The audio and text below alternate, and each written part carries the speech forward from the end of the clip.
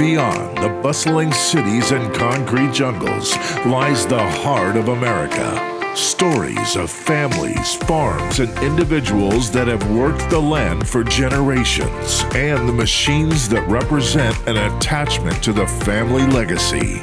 Steiner Stories Across America is an adventure to uncover these stories and traditions that have played a part in making America so special. So let's get started with your host, Amanda Trudell.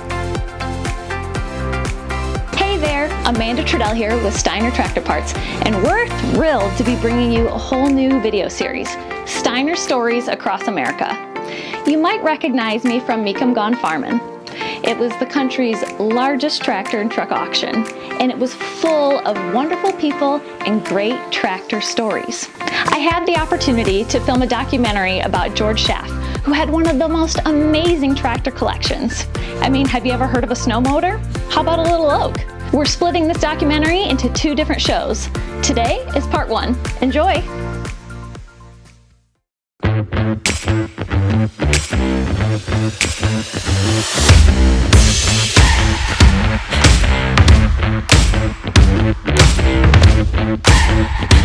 He wants to have the best. The best originals make the best restored.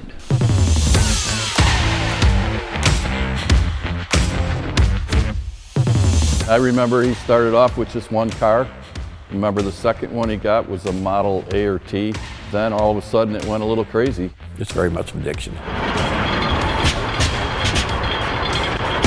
He's probably the only person that's going to close to 90 that gets out on a tractor in 100-degree heat and goes and plows with no air conditioning. If I could still jump in a tractor at his age, I will be a happy person. First anybody heard of George is when he bought the Pioneer tractor back in the early 80s for like $50,000 for it. Everybody thought that was unreal. George was definitely the guy that was like, I'm gonna win that tractor. It's not very often he comes home with an empty trailer. Yeah. I'm not a hoarder though. The rarer the tractor, the better. Just preserving history is what it is through tractors. I would say it's probably some of the best restored stuff there is around. George was one of the first people who really raised the bar on tractor restoration. He loves to take them to the shows, run them, plow with them, thrash with them. Yeah, he likes them looking good too, but he likes them to work. He says, if it breaks, you fix it. It's different when it comes to life, when you get to see it in front of you. He brings rare and unique tractors that you normally don't see at shows. What I think is kind of really cool about it is when I see others that look at what he has. I'm a kid in a candy store. I'm dreaming about George's tractors, so for what it's worth. If you come here and look at this stuff, it speaks for itself. You can't pick one favorite out of a collection like this. You just can't. And any collector would love to have any of them. Right now, the tractor market is fairly strong, so we're very anxious to see what these tractors are going to bring, because these are the best of the best.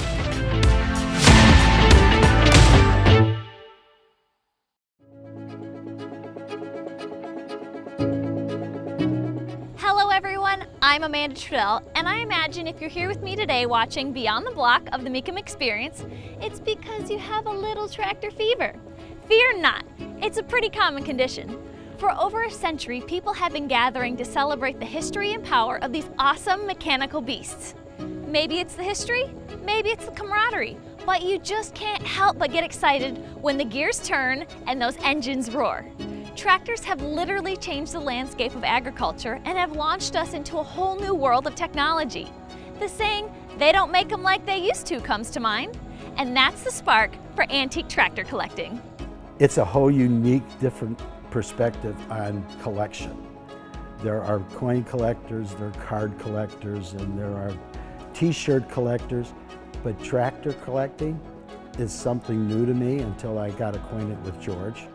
And then I was just amazed at what equipment that he has accumulated over the years. Nestled in Frankfort, Illinois is the home of George Schaaf. He's an avid collector with an eye for quality. Tractor collecting hobby is like a tree, and it rings around a tree.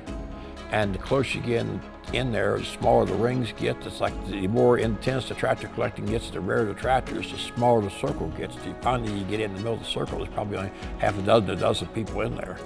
And out here, you got a lot of people that collect, like the Farmall F12s and the John Deere Bs, and there's something for everybody. So where does George rank? George is in that little circle, yes. George likes to collect the rare stuff and have something that nobody else has. I like them. And part of it is to try to get some of the bigger ones and the older ones. The only problem is they're a little expensive. If there's one thing that George is known for in the tractor world, it's his prairie power.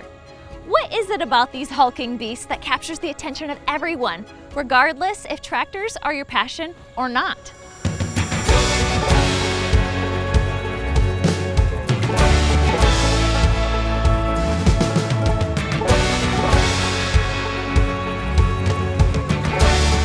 When they're running, it's like they're breathing fire. It's like they're alive.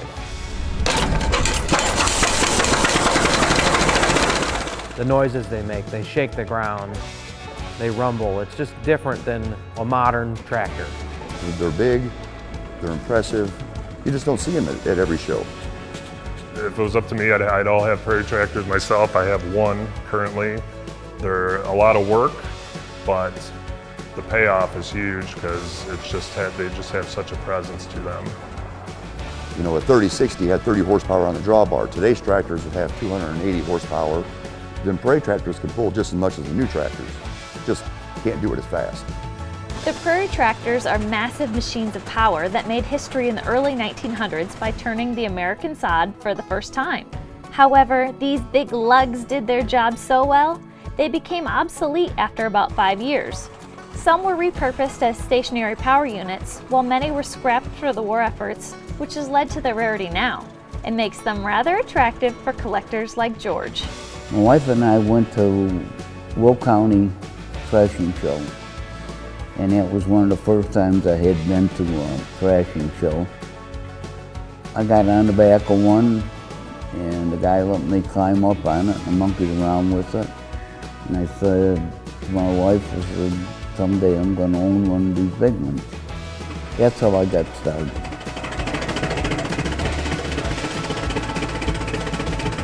There's maybe two different types of collectors when it comes to this hobby, and the fact that some collect to keep in a museum and kind of not use them and kind of show them just in that form in a building. And then there's the guys that will actually take them to shows and work them and use them. And I think it was George that said, if it breaks, you fix it. A lot of this stuff, he'll take it out and work it. Saw, plow, do whatever with it. That was always his big thing, is he wanted to be able to work it, even on the rarest stuff. I mean, we ran it for years. I'm telling you, we've broke some expensive tractors. We blew a differential up in an Imperial, plowing with it. I mean, we've had some problems, but we just made new parts, put it back together, and went on.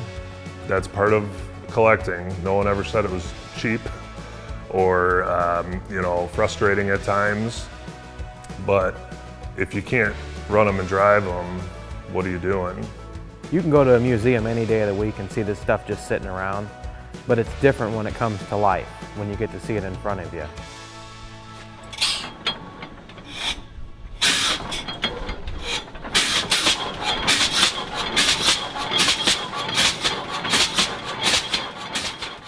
My favorite has always been his Heart Power. Ever since I've seen it, it's like, an auctioneer dreaming of selling something. It's so iconic, the beginning of tractors. In the early 1900s, the Heart Power revolutionized the industry of agriculture as the first gasoline-powered tractor. This machine gave farmers unimaginable power. You couldn't have a better draw for any show. It's just one of the finest Prairie tractors in existence. George has several tractors that could be termed finest in existence. Some might even be the only in existence. Before we dive into his tractors, let's uncover the man behind the collection. Who is George Schaaf?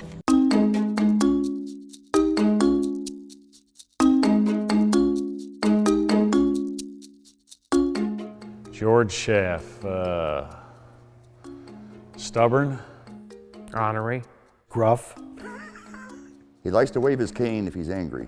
He's a South Sider, if you're from Chicago. A disciplinarian. He likes it his way. He's a man of few words. We started dating, and yeah, to say I had a fear, I had that fear. I left the car running. I would quick get Donna and we'd leave. There's a lot of sides to George. Hard on the outside, but soft on the inside. The way to George is the chocolate cake and chocolate frosting. He's Dutch. He's hardcore Dutch. And he's very proud of that, and he's proud of his heritage. He's no nonsense. Strong. Yeah, he's just tough as nails. All he knows is go, go, go. When people call and ask me when we're talking, friends or random people, they'll say, how is George doing? I said, well, he's driving me nuts, so that means he's all right. Successful businessman. Never satisfied with just being average or mediocre. Meticulous. He's a hardworking man. When he has an interest and when he has something that he really wants to do, he usually ends up doing really well at it. He knows what he wants, he gets what he wants. When George sets his mind on something, that's what he's going to do. You're not going to tell George no. He's very good at whatever he does, and he makes sure that he is. That is one of the reasons why he's gotten to where he is today, is because he's put 100% energy into everything he does. He's probably the only person that's going to close to 90 that gets out on a tractor in 100-degree heat and goes and plows. He takes real pride in everything that he does, from athletics to his business to the car collection tractors.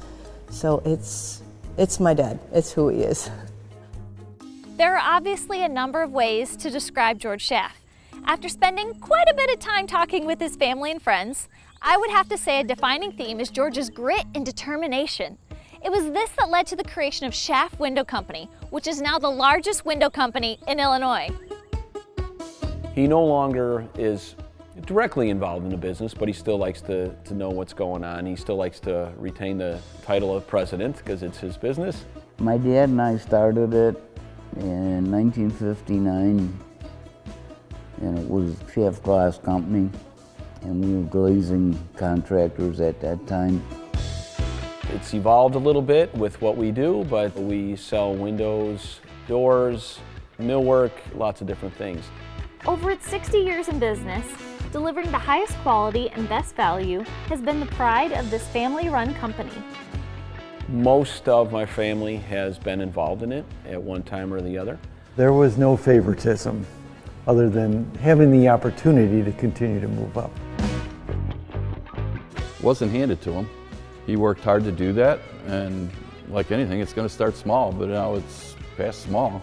He obviously worked very hard in his company back in the day, and he would come home from work at night, have dinner, and go back to work and load the trucks. He would work tirelessly to make sure that he was successful, and I think that does translate into his tractors and just making sure that everything is done right, regardless of how much time he has to put into it. But how exactly did George get into collecting? I started it in about 1984, and part of the reason for starting it, I had a back operation, and before that I was pretty much involved in sports, and I had to give up all sports. When he had his back issues came up, I mean, at the time, he could no longer play softball, he could no longer golf, which was in his late 40s to early 50s is when those things kind of ended for him. He's just an active person that needed something to do. If it ain't work, it was messing with this stuff. And the restorations and the kind of stuff that he buys is the reflection of his attitude. I like the competition, and I like to win. Don't let the overalls fool you. Prior to his back surgery, George was quite the athlete. Let's take a deeper dive on where his competitive nature comes from. It is our family. Everybody in the family is competitive. We grew up going to my dad's ball games, and we all played ball, played basketball, ran track. We've all played softball, we've played basketball, did golf. In high school I played football, ran track, and skied. I played baseball and basketball. Between all 5 of us kids, the gamut, we pretty much played them all. And this family's success in sports didn't end in high school or college. Bob actually played in the minor leagues for the LA Dodgers organization, and Barb played on team handball for the 1992 Olympics in Barcelona. The apples didn't fall far from the tree. What was George's claim to fame? I played a lot of 16-inch softball. He was a 16-inch softball player for decades, and he is in the Chicago Softball Hall of Fame. A big round of applause for George Schaaf. George Schaaf. Thank you, George. My years of playing ball, coaching at all levels, organizing leagues, building facilities are memories that I am proud to be a part of and will cherish forever. Thank you, George. I don't know. I guess I must have been a pretty good player. Everybody doesn't get in, so I guess it's a good honor. His days of excellence are not over. George has simply transitioned from power hitter to Prairie power. The competitive nature of George playing sports, maybe that's how he ended up with some of the tractors, sitting across from somebody. I think George was definitely the guy that was like, I'm gonna win that tractor. That athletic part of you where you always want to be the best, or strive to be the best and do your best. And I think he is definitely wants to have the best collection and pursue the unpursuable, get that rare, unique tractor or car. George called me up one day and wanted me to come visit him. And he had just had back surgery, a major back surgery. He wasn't able to go to an auction in Kansas. It was a huge estate sale. He wanted me to go to the auction and buy the tractors for him. And I'd never done that before. So I said to George, I don't have any money to buy these tractors for you. He said, well, I want you to bid on them. I said, well, how much you want me to bid? And he said, I want you to take them home. It's really easy to bid on them when it's not your money. And with George, when it comes to an auction, George has no friends. One of my other customers was at an auction, and he was bidding on a tractor. And George was standing right beside him. All of a sudden he looked over. George was bidding on the same tractor he was. It didn't matter to George. George decided, yeah. He just decided, it didn't matter. If he wants something, friends, it don't matter, he buys it. And George don't like to go to an auction and come home with an empty trailer. George doesn't like coming home with empty trailers. And we've heard that numerous times. I'm not going home with an empty trailer. Has he ever had a tractor get away? Not too many. I've been fortunate enough to have had quite a few. I mean, I don't know the number, but if I look back all the different vehicles I've had, I'm probably over 400, so that's quite a few. But the quality here is what stands out more than anything. It's not necessarily the model or a particular type of machine, it's the quality of the machines. I couldn't have said it better.